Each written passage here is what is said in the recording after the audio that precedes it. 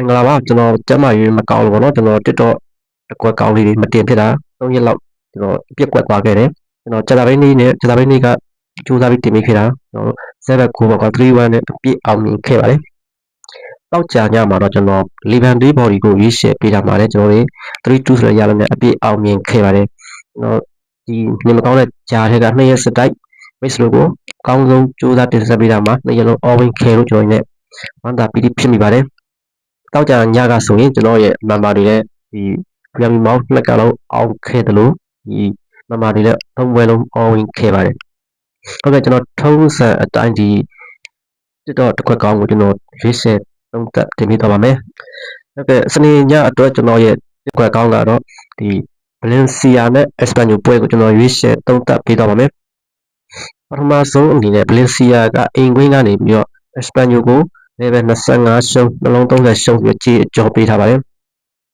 ဒီပုံဒီမှာကအိမ်ကွင်းမှာ Espanyol ကနိုင်ပွဲ3ပွဲ5ပွဲတည်2ပွဲရှုံးရရလက်ဒါမှ3ပွဲသာနိုင်ထားတဲ့ Valencia ကအဆင့်5က Espanyol ကိုအိမ်ကွင်းကနေပြီးခေါင်းကြောပေးထားပါတော့ကြေးကြောပေးထားတာနည်းနည်းတော့ကျွန်တော်တို့ဒီတန်တရားဖြစ်မိပါတယ်ဟုတ်တယ်တော့ Espanyol ဆိုတာကလည်းဒီဟာဒီအဝေးကွင်းမှာ2ပွဲသာရှုံးထားပါတယ်ရှုံးထားတဲ့အသင်းကလည်း Real Madrid လို့အသင်းကိုရှုံးထားတာဖြစ်ပါတယ်။ပွဲကတော့အလာဘက်ကို2ပွဲနဲ့ရှုံးထားတာပေါ့နော်။ဒီသူတို့နှစ်သင်းထိတိုက်တွေ့ဆုံနောက်ဆုံး6ပွဲစတိုက်ကလည်းတည်ကြထားတယ်။ဒါကိုတော့မှအဆင့်7က Valencia ကအဆင့်9က Espanyol ကိုခေါင်းကြောပေးထားတာပေါ့နော်။ခေါင်းတည်25ဆိုပြီးတော့ခေါင်းကြေးခေါင်းကြောပေးထားတာကလည်းကျွန်တော်လည်းတန်တရားဖြစ်မိပါတယ်။အမှန်ဆိုရင်ဒီလိုအနေထားမှာ Espanyol ကတော့မှ350လောက်ပေးရမယ့်အနေထားမှာ Valencia ကပေးထားတယ်ဆိုတော့ Bookie တွေကဒီ Valencia ဘက်မှာ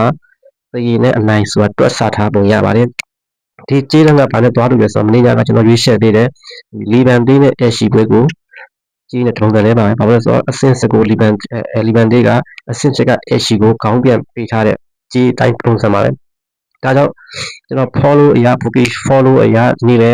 ဒီအောက်တင်း Valencia ကအပေါ်အသင်း Espanyol ကိုခေါင်းပြန်ကြောပေးထားတာကလည်း Bookie တွေကအောက်တင်းနေနဲ့နိုင်ဆုံးတည်တော့မို့အနိုင်ဆိုရရမျိုးကိုတွက်ဆထားလို့ကျွန်တော်ယူဆပါတယ် Bookie follow ကြေးရတယ်ဒီလိုကြေးတွေကဒီအောက်တင်းခေါင်းပြန်ပေးတဲ့ကြေးတွေကအများဆုံးအားဖြင့်ပေါ့နော်10ပွဲမှာဒီ9ပွဲလောက်ကအောင်နေပေါ့နော်ဒီ3ပွဲလောက်တာကြေးကြလေးရှိပါတယ်ဒီနေ့လဲကျွန်တော် Valencia အနေနဲ့အိမ်ပွဲမှာနိုင်ဆုံးတည်ရမယ်လို့ကျွန်တော်ထင်တယ်ဘာလို့လဲဆိုတော့ Valencia ကဒီဟာဒီအိမ်ဝင်10ပွဲမှာ9ပွဲတိတိ9ရထားတယ်လို့ဒီနေ့လဲ Espanyol ကိုအိမ်ကွင်းမှာ9ရမယ်လို့ကျွန်တော်ထင်တယ်နောက်ပြီးကျွန်တော်ဒီ9ပေါင်းကြီးနဲ့ပြန်ကြည့်တော့တယ်ဒီ Valencia က9ရမယ်လို့ကျွန်တော်တွက်ဆတာ9ပေါင်းကြီးကနှလုံးမှာ30ဆိုတော့တစ်ဖက်အသင်း9မရဘူးပုံစံတွက်ဆထားပါတယ်တစ်ဖက်အသင်း9ရခဲ့ရင်တကောတဲ့ပုံမရတဲ့ပုံစံပါ Valencia 1-1 ဆိုတဲ့ရလမျိုးကိုဒီ Bookie တွေကဖန်ထားတဲ့ပုံစံဖြစ်ပါတယ်ဒါကြောင့် Valencia အနေနဲ့အိမ်ကွင်းမှာဒီတည်သွမို့အနိုင်ရလက်ကိုဖော်ဆောင်သွားမယ်လို့ကျွန်တော်ယုံကြည်ပါတယ်ဒီလိုကြေးတဲ့အရာလေးကျွန်တော် Valencia ကိုရွေးချယ်တယ်လို့လက်ရှိအနေထားရတဲ့ Valencia အနေနဲ့တက်ဆင်းဆောင်ကမဖြစ်မနေရုံးရမယ့်အနေထားကြောင့်လည်း Valencia ကိုကြိုက်ပါတယ်နောက်ပြီးတော့ Espanyol ကဒီဘယ်လိုပြောမလဲယာဒီဝက်နားပြီးပြန်စတဲ့3ပွဲမှာလည်းဒီ2ပွဲရှုံးခွဲတည်ဆိုပြီးတော့ဒီရလက်ရထားပါတယ်